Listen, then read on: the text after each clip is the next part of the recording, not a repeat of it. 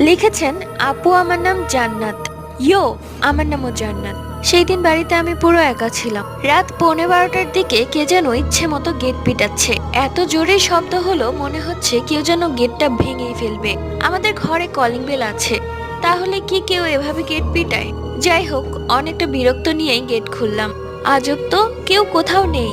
তাহলে কে এত জোরে জোরে গেট নক করেছে? আর এবারের সিঁড়িগুলো অনেক বড় বড়, মানে সিঁড়ি দিয়ে উঠতে এবং নামতেও বেশ সময় লাগে। তাহলে কে এত জোরে জোরে গেট নক করে এত জলদি নেমে গেল? দেখলাম পুরো ফ্ল্যাটটা অন্ধকার। অবশ্য রাত 11:30টার দিকে দারোয়ান সব লাইট অফ করে দেয়, যার জন্য এত অন্ধকার দেখাচ্ছে।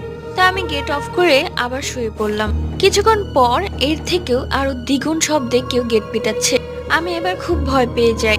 দূরবীন দিয়ে তাকালাম, কাউকেই দেখা যাচ্ছে না। ফজরের আজান পর্যন্ত এইভাবেই গেট পিটাতে থাকে। আজানের পর সব ঠিক হয়ে যায়।